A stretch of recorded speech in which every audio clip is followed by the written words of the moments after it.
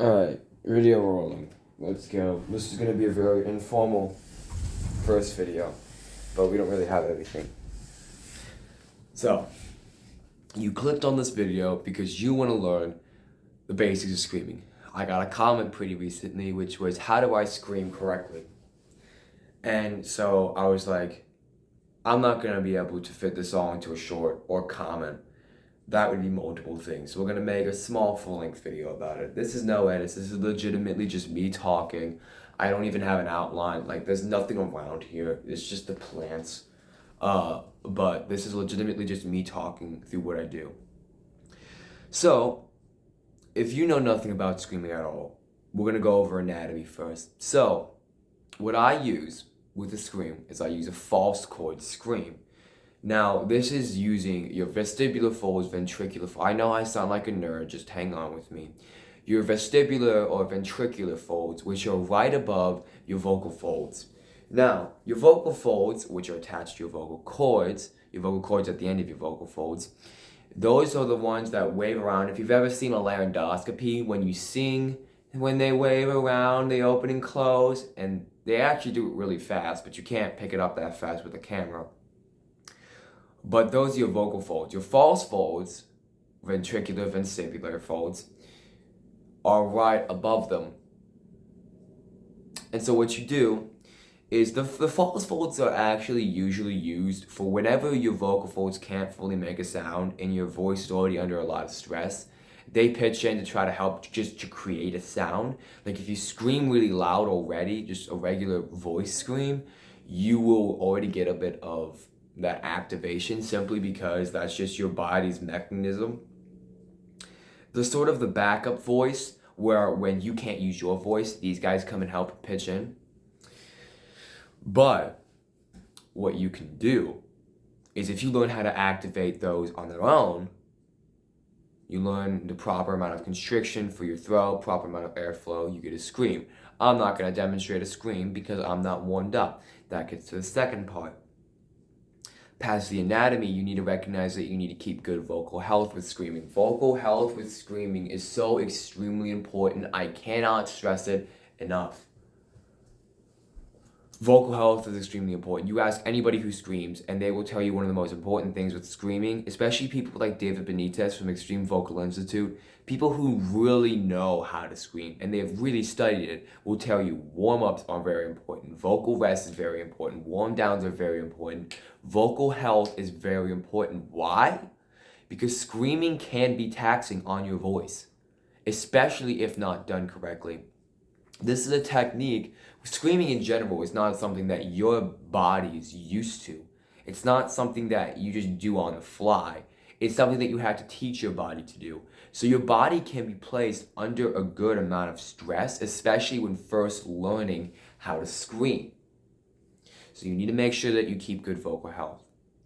So we've gone over the anatomy, we've gone over vocal health. Okay, what's next? The basics. The basics is you need to understand how to actually activate these folds. I'll demonstrate a sound with just the false folds and no vocal folds right now.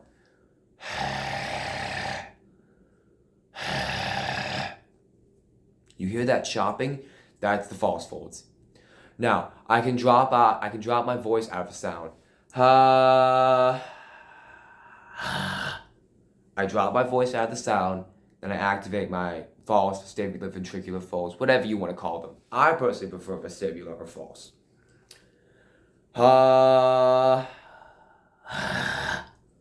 There's 3 stages of that.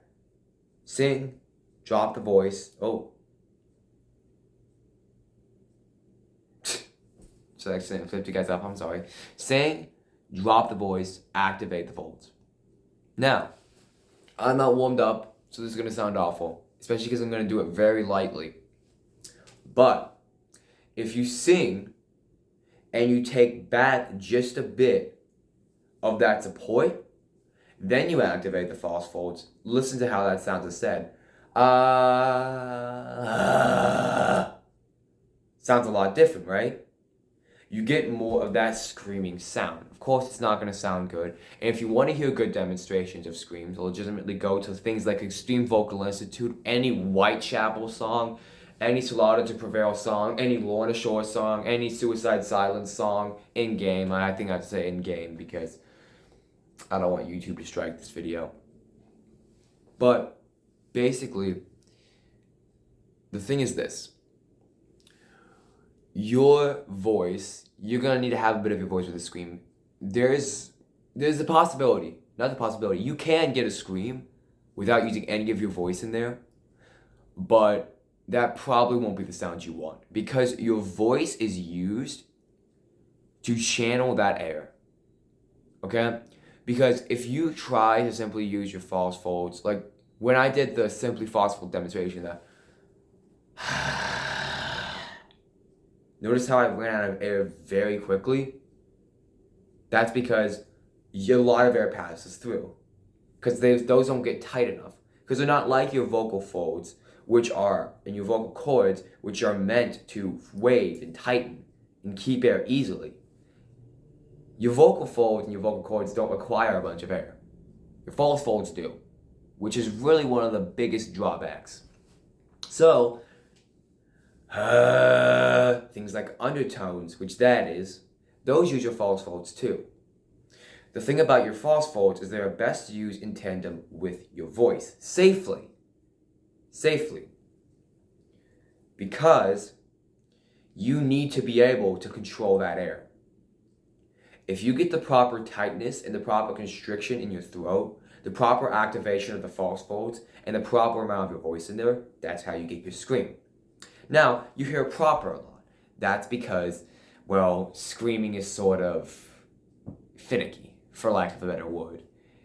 It's not something that, one, is consistent from person to person, and it's two, something that you really have to work with. I still am, after years, because I have been trying to do this since I was like 12, which I didn't do it properly when I was 12, and I hurt myself.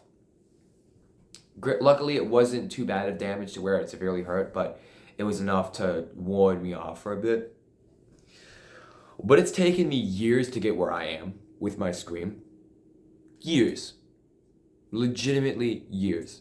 Do not get discouraged. Your scream is going to take a while. One of the most common terms for making your scream better is called refinement. You are refining your scream. Trust me when I say this is going to take a lot more time than you'd like. You're going to get very easily discouraged. Don't worry. Keep going. Trust me on that one. Okay? So, now that we understand, we have to use proper this, proper that. You have to use the correct amount of your voice with the scream. That's not saying that you push air through your voice. It's saying that you use your voice to channel the air. Now, the next thing we have to understand is breath support and breath control. Screaming is not like singing. With singing, you create all your sounds in your throat, or you create most of your sounds in your throat, because you are creating very fast vibrations that create the sound. Because realistically, sound and rhythm are the same thing. If a rhythm gets fast enough, it creates a sound because it creates a pitch. Because pitch is just continued rhythm. There's a lot of videos on that. I think it's a really interesting concept. But basically, the reason why you have your voice, the reason why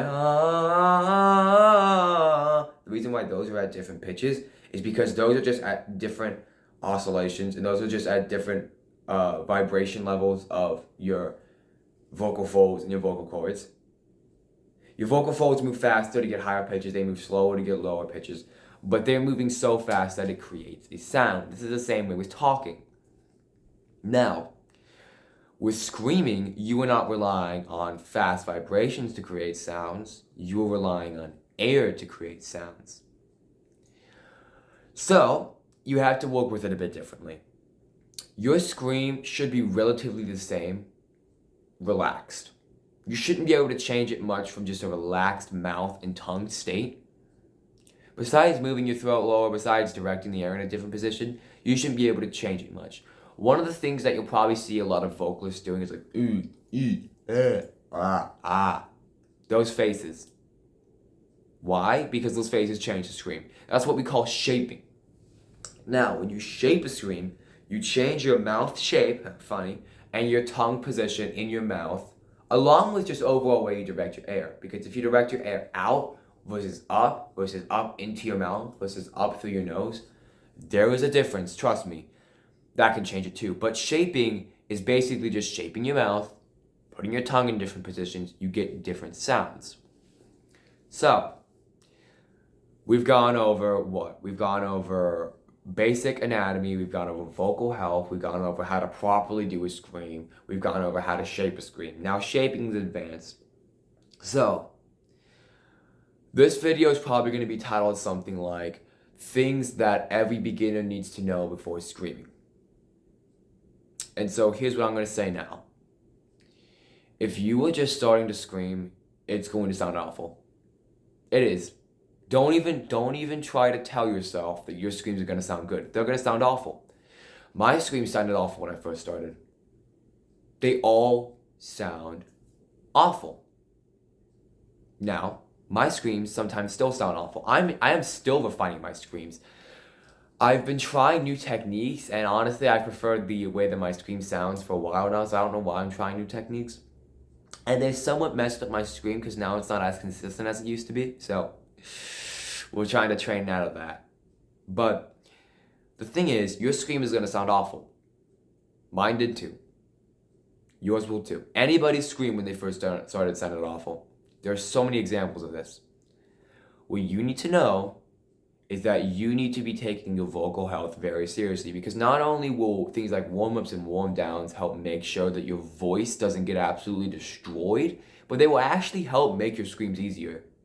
What I do for warm-ups is I walk myself through like 15 minutes of warm-ups, and that's like a average, because sometimes I do like 10, sometimes I do like 20. That's an average for every day.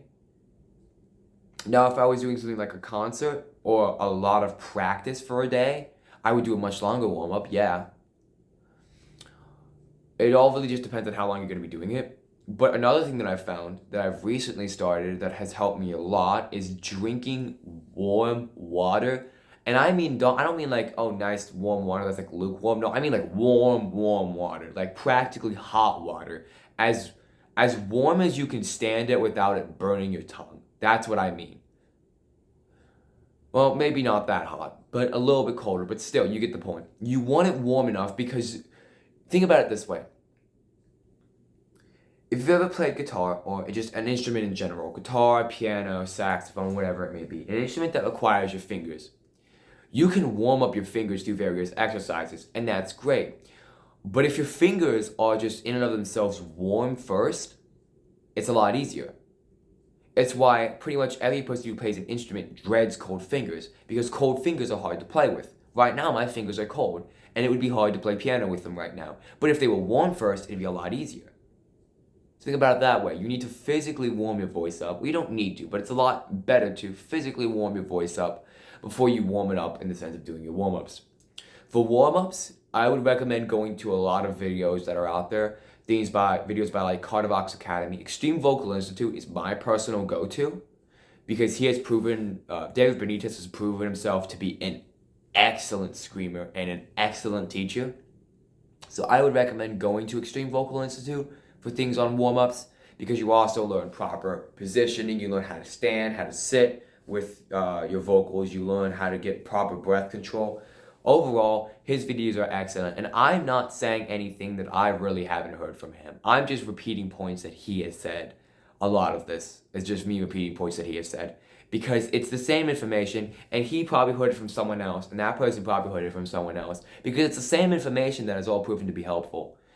The thing is, if your scream sounds bad, don't get discouraged, keep working through it. If your scream is painful, you're doing something wrong. Trust me, you're doing something wrong. You should not be encountering pain when you scream. So, we've gone over anatomy. What else did we go over? See, I don't have an outline, so I don't know. But we've gone over a lot. And the thing that I'll close with is this. Well, as I've already mentioned, it's going to take a long time to really get your scream down. This is not something that you can just say, okay, I'll do this. We'll see where this goes. If you are not really committed to trying to get a good scream, it's not going to happen. It's not going to happen. You need to be willing to say, okay, I'm willing to set aside time pretty much every day to do this. I give myself usually one vocal rest day, one full vocal rest day, and that is Sunday.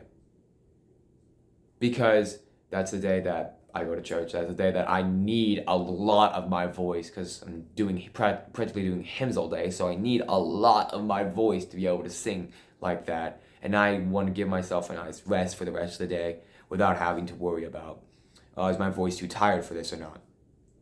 But you have to understand, you need to be committed. Secondly, you need to understand you need to have time off. You need to understand vocal rest is important. You can't be walking around doing it a bunch, which this is something that I still struggle with myself doing, where I hear myself just doing a scream just automatically, and then I'm like, no, don't do that. Don't do that. Because you can't be doing it a bunch, because that's actually what leads to injury. That's actually what leads to vocal trauma. So, there's a lot ahead of you, and the thing that you've got to recognize is it's always going to be a lot.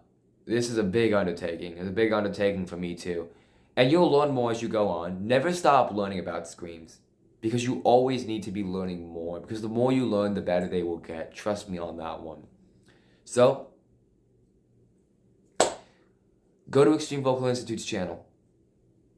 And trust me, you will not regret it, because he has so many good videos on how to scream. And he is personally what I have mainly used to scream. So, that's it. I'll see you on the next one.